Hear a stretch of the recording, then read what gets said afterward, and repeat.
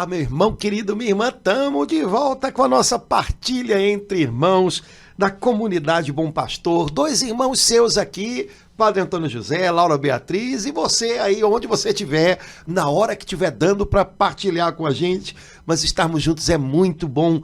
Partilhar um pouquinho da palavra do Senhor, que sempre é luz para os nossos passos, é muito bom. Laura, minha irmã, Jesus ressuscitou, aleluia. Verdadeiramente Ele vive e está no meio de nós. Aleluia. Padre Antônio, foi bom o senhor falar isso. Nós temos alguns irmãos que vêm exatamente quarta-feira, às 16 horas, na hora que é lançado no YouTube. Alguns, mas a maioria vê à noite. Pelo menos o retorno, alguns até dizem lá, né, que vem à noite. Então, mas os irmãos sabem, né, que é a partir das 4 horas, e você que está vendo agora ao vivo, você pode interagir com a gente, colocar aí, né, no chat, aí embaixo nos comentários, alguma coisa que você está vendo, além do mais, nesse tempo maravilhoso que a gente está vivendo da Páscoa. Muito bem, e durante o tempo pascal a gente combinou que iria partilhar um pouquinho do livro de Atos dos Apóstolos. Que a igreja tá, né? Que durante o tempo pascal é o livro que vai e volta, e a gente vai aprendendo com ele a viver debaixo da direção do Espírito Santo. Não tem coisa melhor nessa vida do que viver com a direção do Espírito Santo. E não tem nada mais complicado nessa vida do que ficar dando cabeçada quando a gente se perde dele. Então, cada dia de novo, se emparelhar com o Espírito Santo, né? Ou como o Senhor Jesus disse, se colocar debaixo do mesmo jugo que o Senhor, para que a gente possa caminhar com Ele, é um bom desafio para cada dia. E o livro de Atos fala muito disso para a gente, né? Os apóstolos aprenderam a ser dóceis ao Espírito Santo e conduzidos por ele. De vez em quando acontece alguma coisa complicada que deixaria todo mundo de cabelo em pé e o Espírito Santo mostra, olha, vamos por aqui. E aí um caminho aparece. Ou então os apóstolos pensaram em fazer de um jeito e de outro e o Espírito Santo corrige a rota. Não façam desse jeito não, vamos por outro lado. E aí a coisa flui de outra maneira que se mostra melhor. Também é assim na vida da gente, né? Às vezes a gente organiza algumas coisas, Deus faz de outro jeito, não ficar chateado, não se desestruturar quando porventura Deus bagunçar o coreto da gente. Pode ser que ele esteja colocando as coisas no lugar. E a gente está achando que está fora de lugar e ele está... Muito bom o senhor ter falado isso, não me lembro agora, mas tudo bem, quando chegar nesse capítulo a gente vai lembrar. Mas tem realmente alguns capítulos aqui dos Atos dos Apóstolos que o Espírito Santo não permite, né?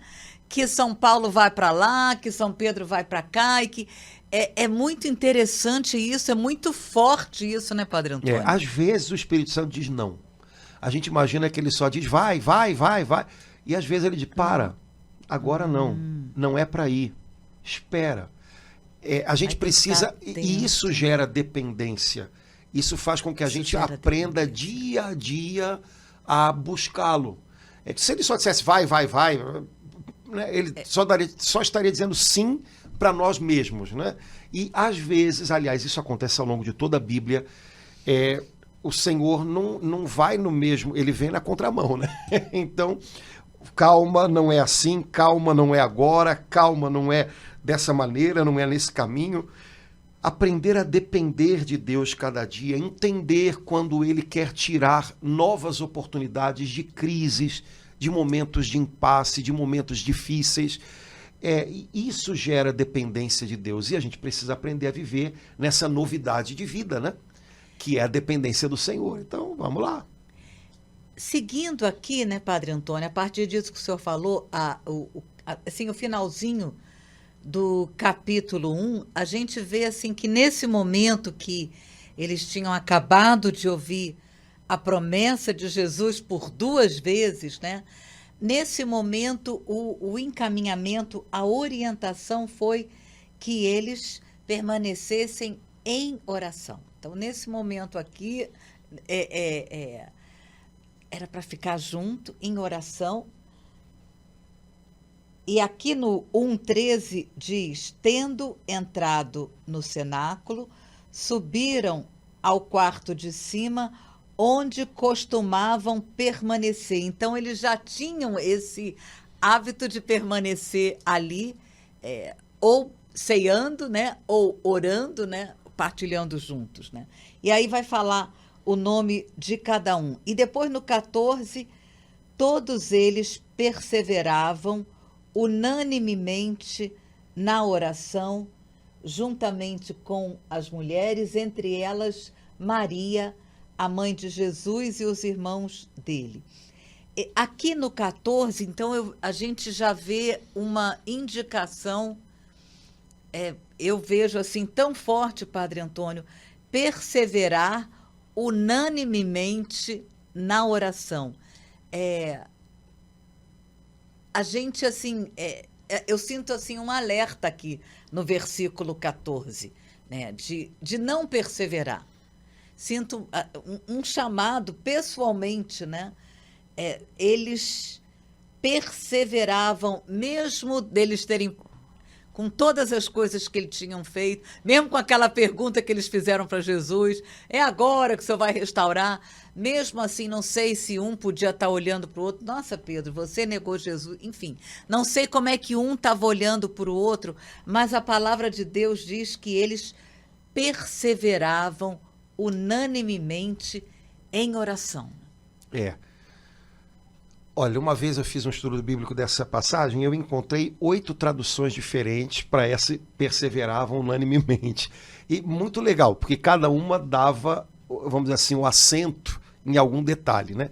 Então eu lembro que tinha uma tradução que eu encontrei que era: eles se entregavam intensamente juntos à oração. Nossa, Padre Antônio. Esse perseverar é entregar-se intensamente.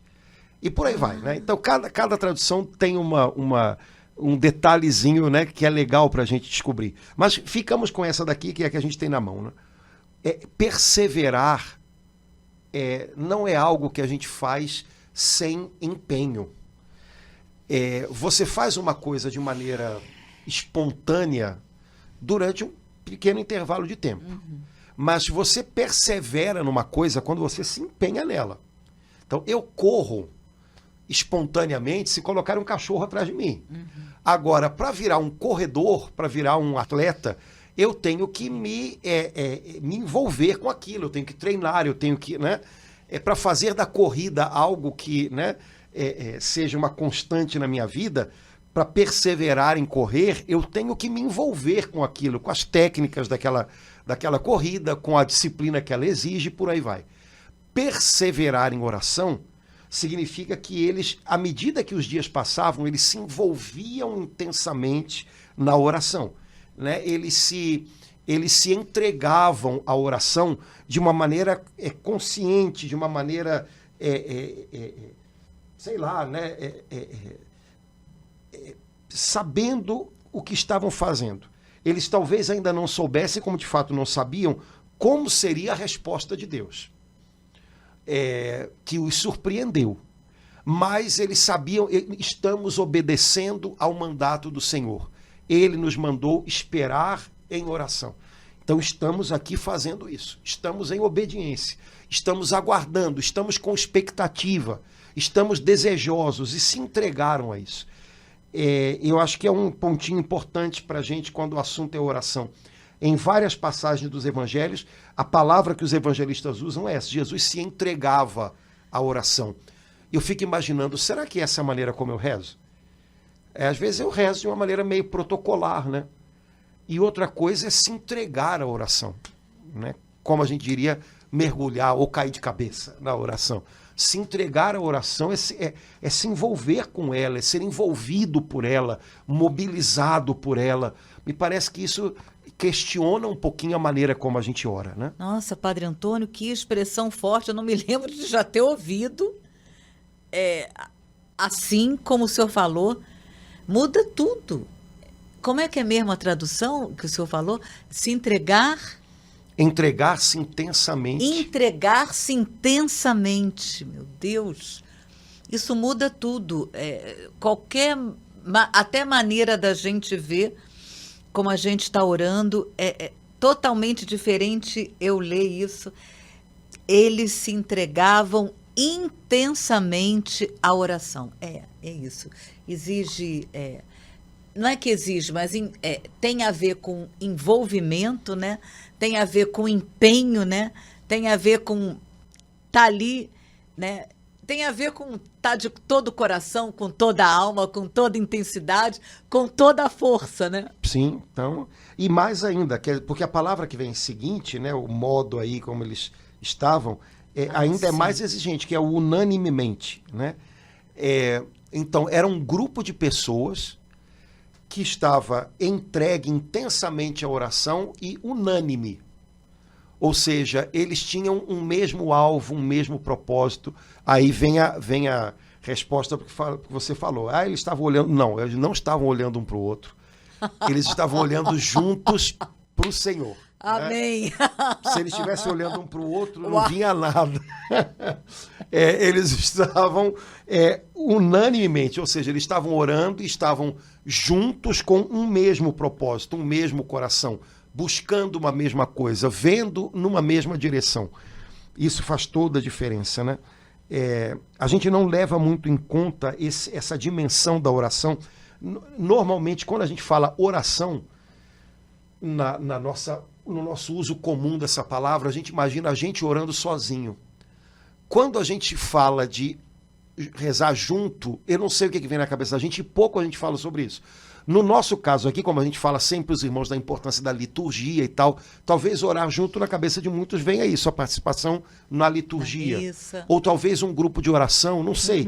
Mas no Novo Testamento, na maior parte das vezes, quando se fala sobre oração, está se falando sobre oração em conjunto. Poucas vezes se fala de oração individual. A maior parte das vezes, quando se fala de oração, se fala de cristãos orando juntos. Portanto, me parece que essa dimensão da oração, ela é fundamental.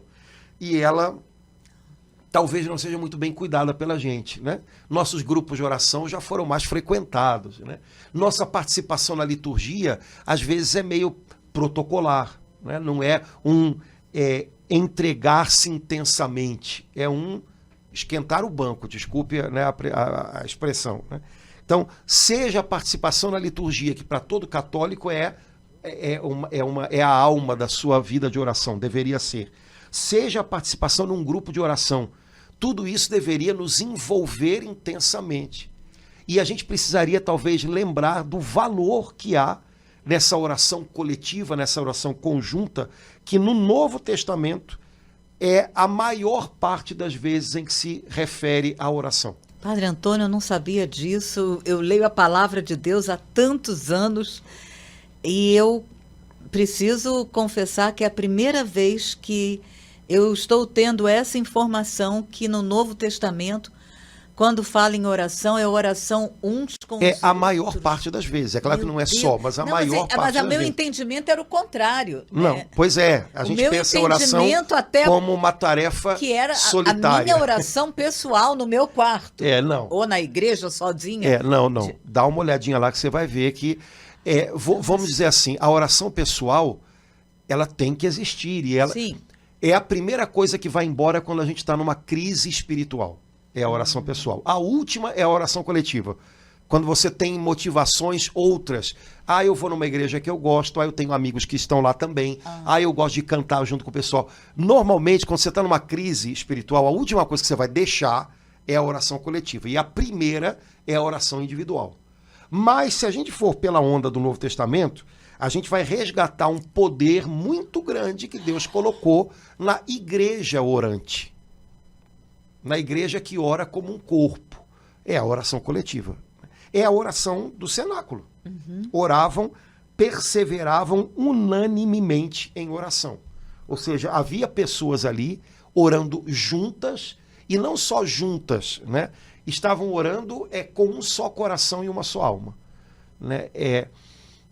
Jesus também diz isso, né? Onde dois ou mais estiverem reunidos, onde dois ou mais concordarem concordarem. Concordar. Isso é oração unânime. Né? Às vezes você já percebeu como é que a gente... Até nos grupos de oração, cada um reza para um lado, né? Cada um pede uma coisa. A gente tem que aprender a concordar de novo na oração. Né? Enfim, então só para lembrar, né, o poder que há na oração coletiva, né, que é a oração do cenáculo. Oravam unanimemente, né, todos juntos. Né? Não olhavam uns para os outros, olhavam todos para o Senhor, esperando todos algo que vinha do Senhor. Os apóstolos e a família de Jesus orando no cenáculo eram gente que estava esperando algo que vinha de Deus, porque todos eles sabiam que não podiam esperar nada uns dos outros. Estavam todos igualmente sem saber para onde ir, sem saber o que fazer, sem saber por onde começar. Então estava todo mundo esperando algo que só podia vir do céu, só podia vir de Deus. Me parece que esse é o segredo quando há um avivamento, como essa palavra entrou na onda aí há algum tempo, né? Onde há pessoas esperando alguma coisa ainda de outras. Ah, eu vou naquele lugar porque o fulano vai estar lá, porque o Beltrano vai estar cantando, porque o ciclano vai estar rezando. A gente espera que alguém faça ou dê para a gente algo. Quando há avivamento verdadeiro é quando tem um monte de gente ali esperando todo mundo algo que só Deus pode dar, porque todo mundo sabe que não tem nada para dar muito para o outro. É óbvio que numa oração unânime, coletiva, as pessoas se ajudam, né? Mas a gente sabe que o que todo mundo ali está precisando só pode vir de Deus. Então a expectativa está assentada sobre ele. Então quando, por exemplo, nos nossos grupos de oração a gente voltar a buscar Deus e só Deus, a gente vai voltar a ter Pentecostes, que é Deus e só Deus. Olhando só para ele. Foi o sentimento que eu tive quando o senhor começou a falar, foi entender de uma outra forma aquele avivamento na Universidade de Augsburg, a sensação de que eles estavam ali, né, olhando todos, cada um para Jesus, não estavam olhando quem veio, quem está aqui, quem não está aqui.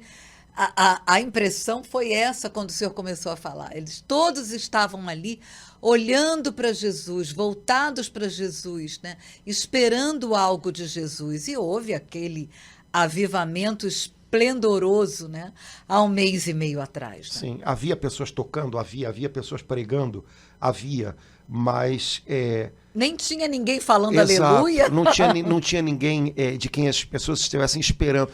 Todos esperavam algo de Deus. Não tinha nenhuma pessoa importante. Quando a gente espera Deus, a Bíblia diz isso, que a gente recebe o que espera, né?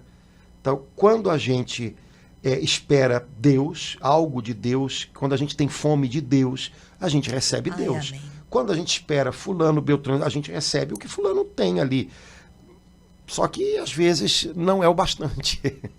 Então, Pentecostes foi a resposta de Deus para um grupo de pessoas que estavam esperando Deus. E ponto. Né? Perseveravam unanimemente na oração. Era o que eles podiam fazer e foi o que eles fizeram. Né? Caiu muito bem no meu coração o senhor dizer... esclarecer que esse unanimemente significa também que eles não estavam olhando um para o outro, mas que eles estavam olhando para Jesus, esperando de Jesus, esperando de Deus o que vai... Não estavam de forma alguma perdendo tempo, mas assim, estavam olhando para o alto, olhando para Deus. Exato. E essa postura faz toda a diferença. Quando uma pessoa tem essa postura num grupo de oração, ou numa missa, ou numa oração coletiva, essa pessoa vai receber algo. Agora, você imagina quando todo um grupo tem essa postura. Né? Então, vamos fazer aquilo que é possível que seja feito, e é isso aqui. Né? Deus não espera da gente coisas impossíveis, Ele espera que a gente faça o possível. E me parece que em alguns momentos isso é o melhor que a gente pode fazer. Esperar dEle, receber dEle, né, estar atentos a Ele, né, e evitar algumas posturas que a gente às vezes cultiva que vão em outra direção. Né. Não precisamos fazer frente a nada, não precisa brigar com ninguém, não precisa tentar explicar isso para ninguém, é pra gente. Uhum. Né, e vida que segue. Né. E aí vem a eleição de São Matias. A gente costuma pular isso, né? Nada feito. Por quê?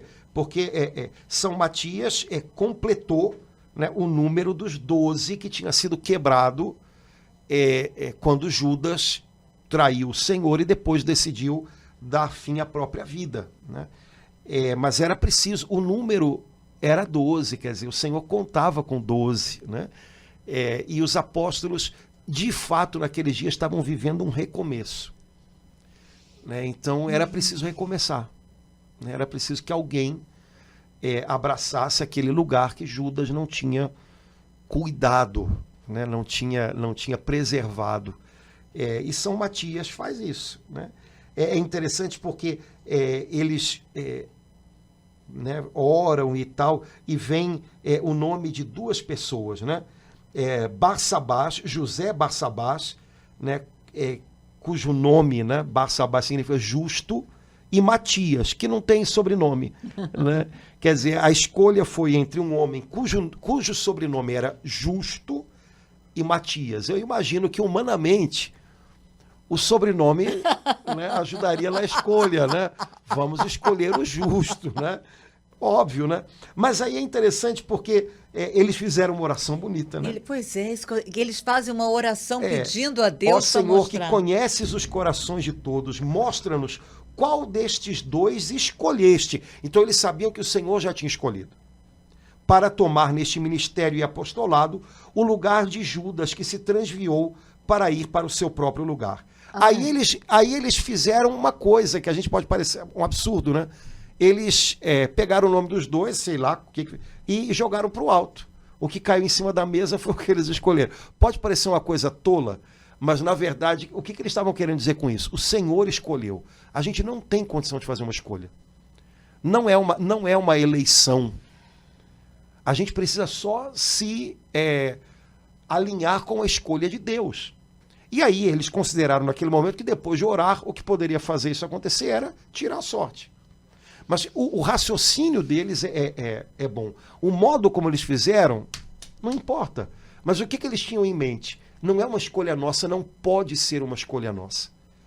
O Senhor já escolheu um dos dois. Se fosse uma escolha humana, eu acho que quem tinha sido escolhido era o José Barsabás, José o Justo.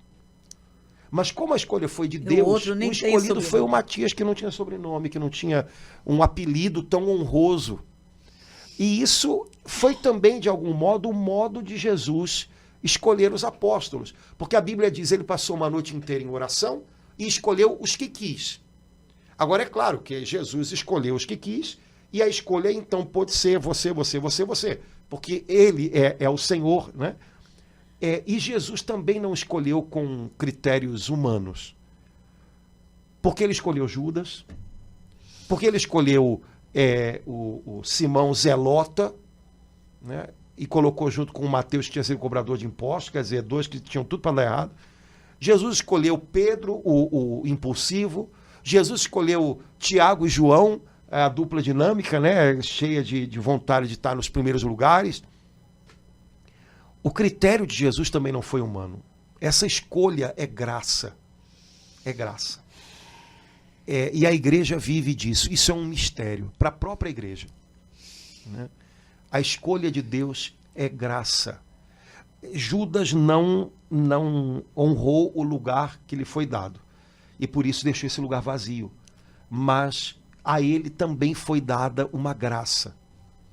E isso deveria ser para nós um alerta, né? Por que eu sou cristão? Por que você é cristã? Isso é graça. O Senhor nos chamou, o Senhor nos escolheu de graça. Nós podemos maltratar o lugar que Ele nos deu. Isso é a nossa resposta, ou a nossa falta de resposta à graça. Mas o motivo não é um motivo humano. Não é porque a gente tinha um sobrenome, não é porque a gente tinha um apelido que dava pra gente uma autoridade. Eu sou o justo. E nem era por causa da família, né? E nem por causa da família, e nem nada, é graça. Ele conhece os corações e ele chama quem quer. E a igreja vive desse mistério do princípio até hoje, e vai ser assim até o fim. Os nossos critérios seriam outros, né? mas o Senhor escolhe por graça, por misericórdia. E assim ele escolheu Matias, né? Um apóstolo do qual a gente sabe muito pouco, mas que foi graciosamente eleito por Deus para ser um dos 12. E tem até o dia dele, né? O dia de São Matias. 14 de maio, né? Então, quem sabe a gente não pode olhar para isso e se animar a cuidar um pouquinho melhor do chamado que o Senhor nos fez. Nós estamos onde estamos não é nem porque conquistamos esse lugar e nem porque fomos enfiados ali por algum motivo ou outro. O Senhor nos colocou.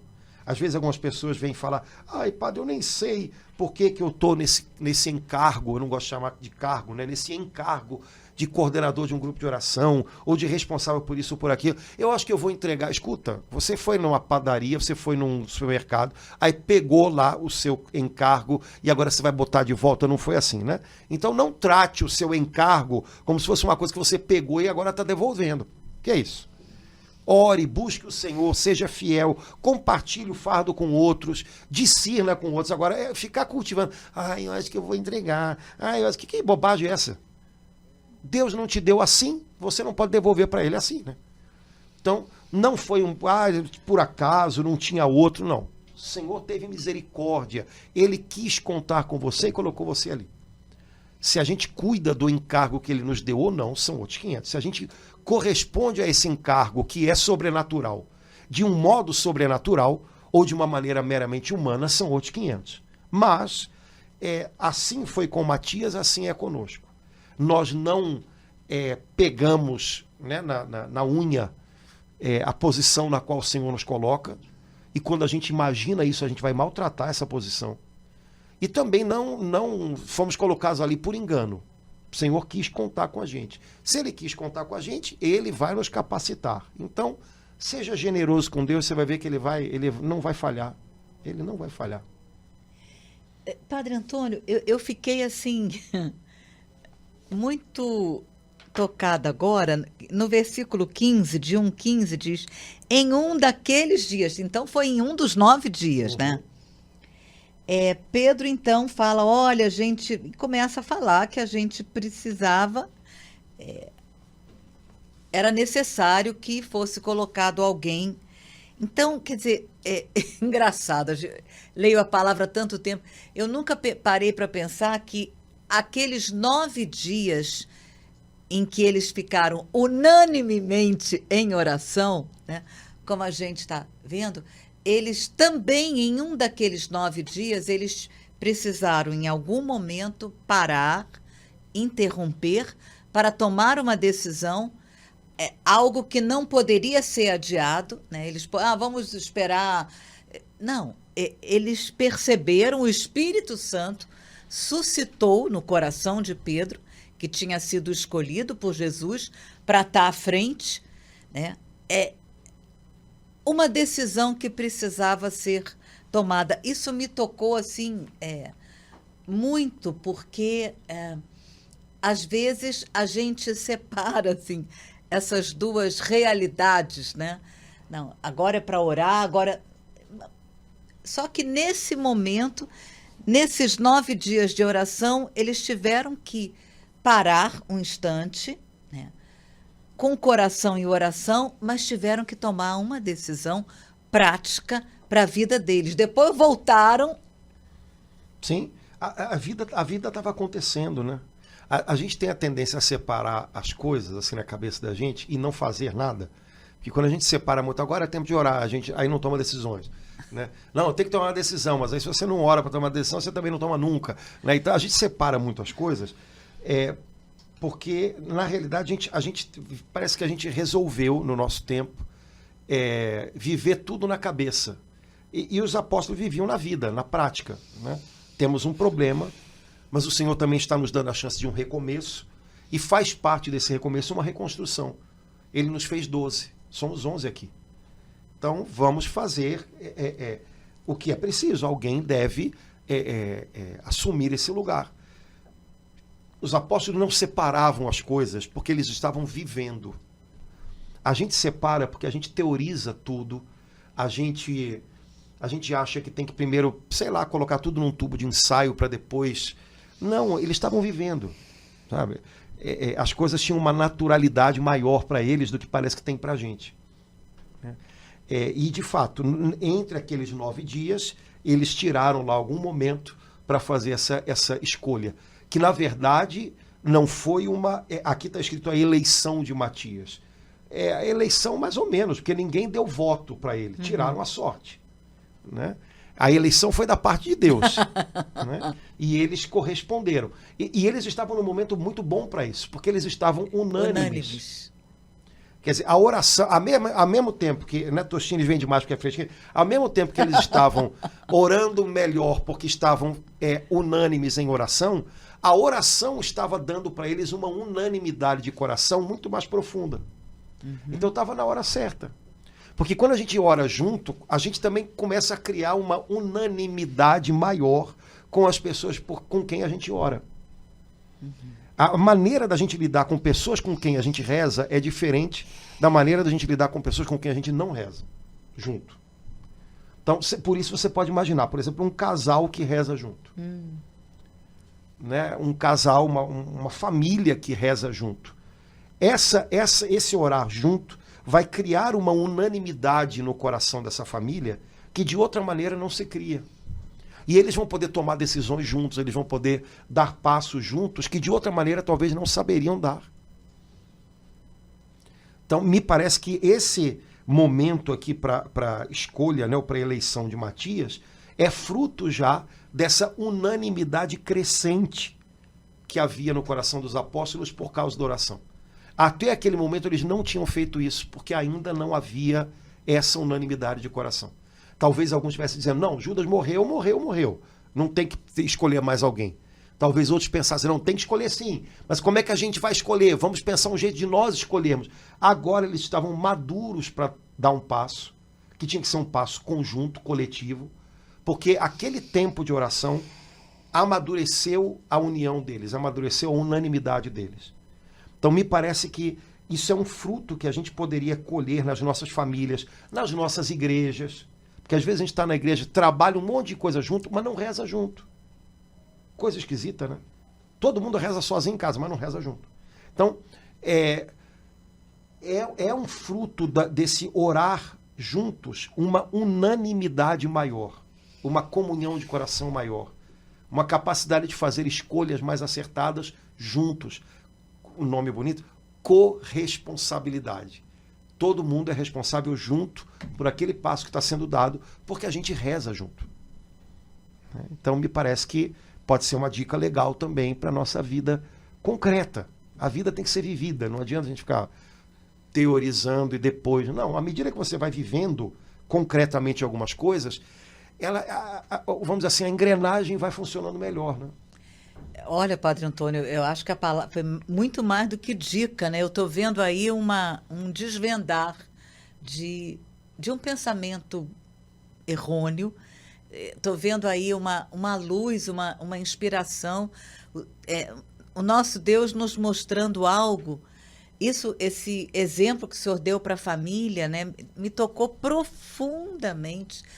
Por quê, Laura? Você não sabia que as famílias tinham que... Claro que eu sabia. Só que eu compreendi de uma outra forma, porque eu sei que em muitas famílias, cada um ora no seu quarto, cada um até, né, pode, não vai à missa junto, um vai no outro, por motivos vários, até por motivos de ter que um fazer uma coisa, o outro outra.